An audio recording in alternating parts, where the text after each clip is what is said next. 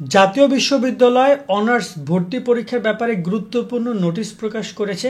আজকের টপিক হচ্ছে সেটা এবং তোমাদের কিছু গুরুত্বপূর্ণ পরামর্শ দেওয়া রয়েছে। ভিডিওটা অনেক গুরুত্বপূর্ণ, শেষ পর্যন্ত দেখো। নিয়মিত সব আপডেট পেতে আমাদের সাথে সাবস্ক্রাইব করে যুক্ত থাকো এবং বেল আইকন বাজিয়ে রাখতে ভুলো না আপডেটের নোটিফিকেশনগুলো সবার আগে পেতে, কারণ সামনে আরও অনেক নতুন নতুন আপডেট, জরুরি নোটিশ সামথিং প্রকাশ করবে। সো জাতীয় বিশ্ববিদ্যালয় তাদের ভর্তি বিষয়ক ওয়েবসাইটে ইতিমধ্যে তোমাদের দেখতে পাচ্ছ অনেকগুলো নোটিশ প্রকাশ করেছে।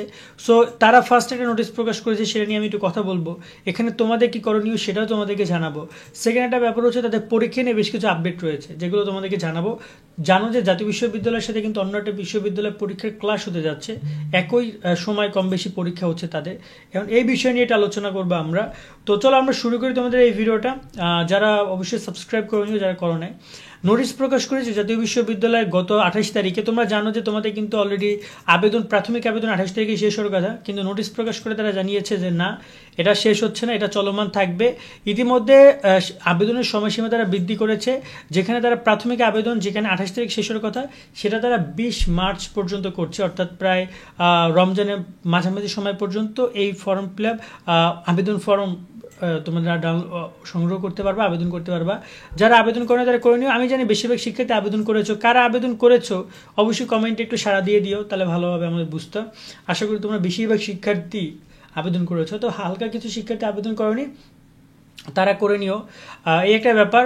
দ্বিতীয়ত হচ্ছে যে তোমাদের এই আবেদন কার্যক্রম শেষ হওয়ার পরে তোমাদের টাকা জমা দেওয়ার, আবেদন ফর্ম সহ টাকা জমা দেওয়ার ডেট করেছে 22 তারিখ পর্যন্ত। আর কলেজ থেকে নিশ্চয় 23 তারিখ, অলমোস্ট বলতে পারো যে 22 তারিখের মধ্যে তোমাদের আবেদন ফর্ম ডাউনলোড করতে হবে, করে সেটা ফর্ম সহ 700 টাকা জমা দিয়ে আসতে হবে কলেজে। এভাবে কার্যক্রম সম্পন্ন করতে হবে, মানে তোমাদের যে অনার্স ভর্তি যারা এখনও করোনি আবেদন। এই পয়েন্টে তোমরা যারা আবেদন অলরেডি করে ফেলেছো, তোমাদের কোনো কিছুই করার নেই এক্সট্রা।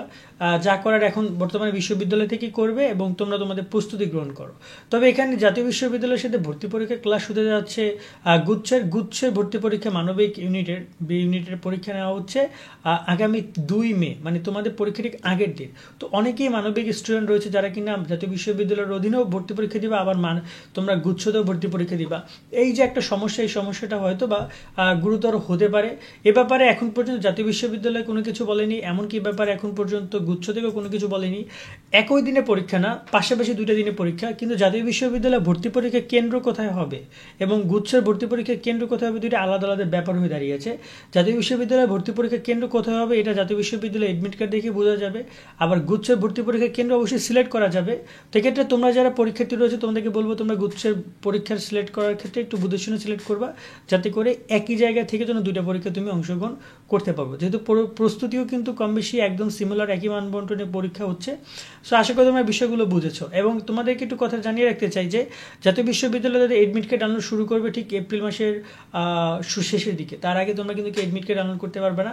আপাতত পড়াশোনার দিকে মনোযোগী হও, 35 মার্কে পাস, সে বিষয়টি মাথায় রেখে প্রিপারেশন সুন্দর করে নাও।